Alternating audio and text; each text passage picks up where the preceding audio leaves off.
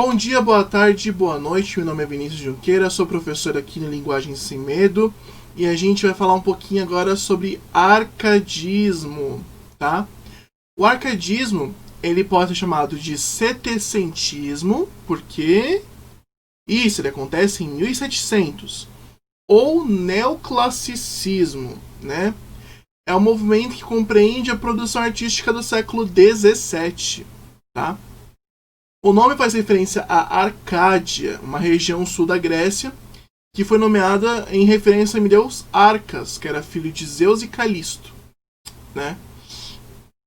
Por que então que toda essa referência clássica tem no arcadismo? Porque o arcadismo é a retomada do clássico, né? Pensem assim, os movimentos eles são como um pêndulo. Ele volta para pegar referências do movimento passado e aí ele avança com o movimento atual, rompendo o movimento atual para gerar um novo movimento. Assim surge o arcadismo. A gente para de falar de igreja, a gente para de falar de crente, para de falar de coisa religiosa, esquece o barroco, esquece os conflitos e começa um novo pensamento. A gente começa um pensamento racional, o pensamento iluminista, né? Que aqui é a filosofia predominante, o iluminismo, né? O racionalismo ganha força, enciclopedismo, né? A filosofia foca o homem agora. O absolutismo perde o poder político e surge o despotismo esclarecido, né? A burguesia está cada vez mais forte, né? Então vamos ver aqui um trechinho de Caramuru, do Santa Rita Durão, que ele fala assim: enfim tens coração de ver-me aflita, flutuar moribunda entre estas ondas, nem o passado amor teu peito incita, a um ai somente com os que aos meus respondas. Bárbaro, se esta fé teu peito irrita, disse vendo-o fugir, não te escondas, dispara sobre mim teu cruel raio, e indo dizer o mais, cai num desmaio. Perde o lume dos olhos, pasma e treme, pálida a cor do aspecto moribundo, com mão já sem vigor soltando o leme. Entre as salsas escumas desce ao fundo, mas na onda do mar que irado freme, tornando a aparecer desde o profundo. Diogo cruel, disse com mágoa, e sem mais vista, sorveu na água. Então, quais são as características aqui do arcadismo? O locus amenus, que é preocupação em cuidar do rebanho, desfrutar da natureza. O fugere urbem, que é uma sociedade mais justa, mais igualitária, um cenário acolhedor, valorização do simples, em detrimento da vida pomposa, sofisticada da corte. O carpe diem, passar do tempo, aproveite o dia. Inutile truncat, que é a linguagem simples, combate a artificialidade verbal, padrão de criação literária. E aurea mediocritas, que é o equilíbrio deve ser preferido a qualquer extremo. Ok? Agora vamos entrar no movimento que é o meu favorito, então eu sou suspeito a falar sobre ele, que é o romantismo.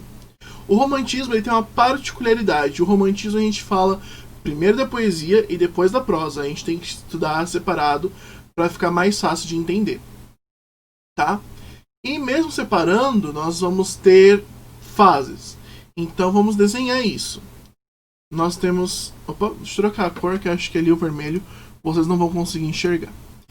Nós temos que estudar aqui a prosa e a poesia. Só que a poesia ela tem 3 fases e a prosa ela tem estilos diferentes, que nós vamos comentar cada uma delas, tá bom?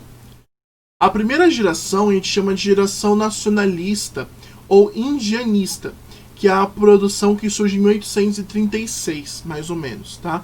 Nenhuma data exata, são todas mais ou menos, tá? Ela é exaltação à natureza, volta ao passado histórico, medievismo, criação do herói nacional como figura do índio, tem o patriotismo, telurismo, sentimentalismo, religiosidade. Então a gente está criando a primeira figura do herói. Só que quando a gente vai criar a figura do herói brasileiro, o herói, para quem não lembra, é aquele ser maravilhoso, implacável, de moral inquestionável, né? E aí começou um questionamento, né? Quem é o herói brasileiro? É o branco? Não, o branco é o colonizador. É o negro? Não, o negro é o escravo. Então quem é o herói? Sobrou pro índio, né? Então o índio tornou-se o herói brasileiro. Aí a gente vai perceber que existe o romance indianista, que é o romance de índios, né? Quem são os autores importantes desse período? Gonçalves Dias, Gonçalves de Magalhães e Araújo Porto Alegre. Segunda geração, que é a chamada de mal do século ou byroniana. Ela surge em mais ou menos 1852, né? Ela tem o egocentrismo, negativismo, pessimismo, dúvida, desilusão adolescente, tédio constante e um amor pela morte, a exaltação da morte. É uma tristeza muito forte, né? Quem são os principais autores desse movimento? Álvares de Azevedo, Casimiro de Abreu, Junqueira Freire e Fagundes Varela. Terceira geração, ou a geração condoreirista, ou hugoana, surge lá para 1871. É uma poesia social e libertária. Reflete lutas internas da segunda metade do reinado de Dom Pedro II. É poesia contra a escravidão e as outras mazelas sociais. Por que se chama condoreirista? Porque é como se um condor pairasse sobre a... os autores fossem como se fossem os condores, essas aves de rapina que ficam no alto olhando de cima. Eles não viam como sociedade, eles viam de fora, né? Quem são os principais autores? Castro Alves, Tobias Barreto e Souza Andrade. Vamos ver agora uma poesia e eu vou fazer o questionamento para vocês. Vocês tentam responder, tá bom? Canção do Exílio, do Gonçalves Dias. Minha terra tem palmeiras onde canto o sabiá. As aves que aqui gorjeiam não gorjeiam como lá. Nosso céu tem mais estrelas, nossas várzeas têm mais flores, nossos bosques têm mais vida, nossa vida mais amores. Em cismar sozinho à noite, mais prazer encontro eu lá, minha terra tem palmeiras, onde canto sabiá. Minha terra tem primores, que tais não encontro eu cá. Em cismar sozinho à noite, mais prazer encontro eu lá. Minha terra tem palmeiras, onde canto sabiá. Não permita Deus que eu morra, sem que volte para lá, sem que desfrute os primores que encontro por cá, sem que ainda viste das palmeiras, onde o canto sabiá.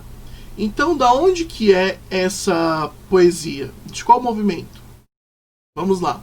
Dá uns segundinhos para vocês pensarem e tentarem responder. Pensa, a gente está falando de palmeira, a gente está falando de natureza. A minha terra tem palmeiras onde canta o sabiá. As aves que aqui gorjeiam não gorjeiam como lá. Né? Nosso céu tem mais estrelas, nossas várzeas têm mais flores, nossos bosques têm mais vida, nossa vida mais amores. Se você respondeu a primeira fase, você acertou. É uma fase mais poética, naturalista, fala mais sobre a natureza, né? Vamos para a segunda.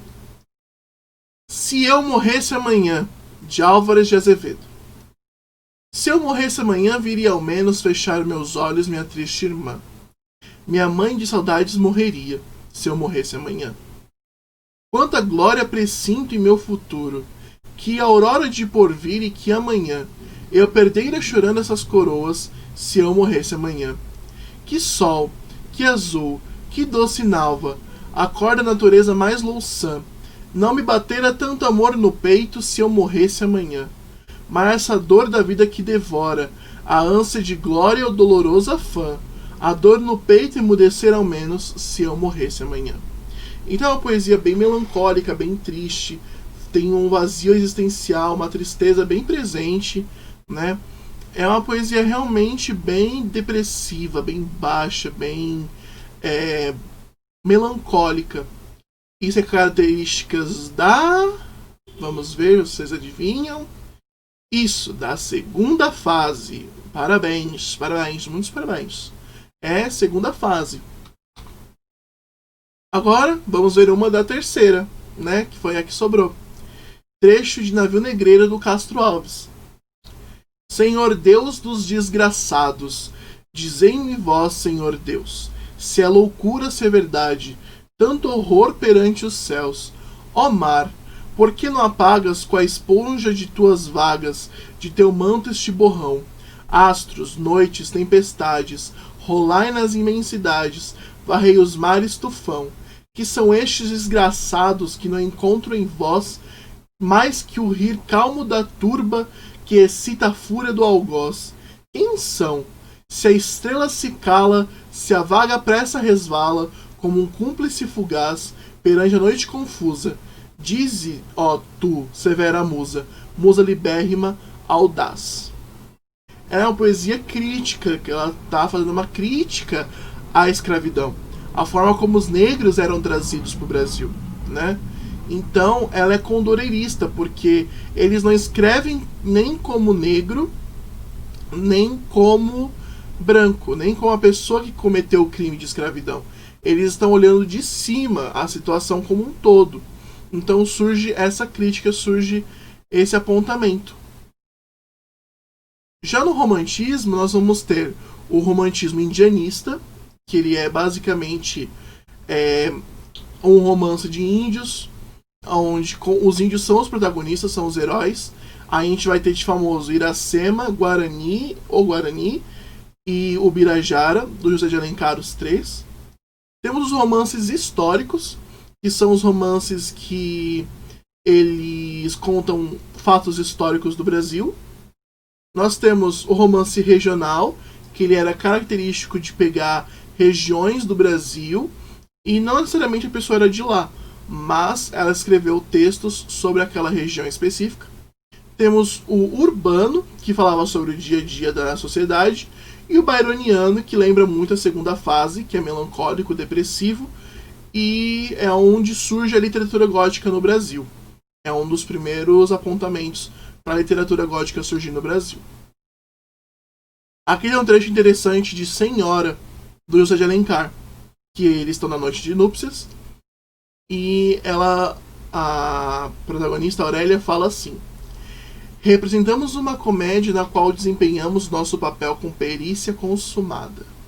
Podemos ter este orgulho que os melhores atores não nos excederiam, mas é tempo de pôr termo a esta cruel mistificação, com que nós estamos escarrecendo mutuamente, Senhor. Entremos na realidade, por mais triste que ela seja, e resigne-se cada um ao que é. Eu, uma mulher traída, o Senhor, um homem vendido. Vendido? Exclamou Seixas ferido dentro da alma. Vendido sim, não tem outro nome. Sou rica, muito rica. Sou milionária. Precisava de um marido traste, indispensável às mulheres honestas. O senhor estava no mercado. Comprei-o. Custou-me 100 conto de réis. Foi barato. Não se fez valer. Eu daria o dobro, o triplo, toda a minha riqueza por este momento. A Aurélia proferiu essas palavras dobrando um papel no qual Seixas reconheceu a obrigação por ele passada ao Lemos. Então é um romance que fala sobre traição, fala sobre o cotidiano daquela época, né? Isso é uma característica do romance urbano. É muito interessante porque José de Alencar, ele é um autor muito importante para esse movimento porque ele produz muito, né? Ele basicamente produz em todos os estilos da literatura. Na próxima aula nós vamos entrar em realismo, tá bom? O romantismo fica por aqui. Eu espero que vocês tenham gostado dessa aula de hoje. Por enquanto é só. Lembrem de deixar suas perguntas aqui em cima ou aqui embaixo, nunca no YouTube, sempre no Classroom, tá bom? Um beijo e eu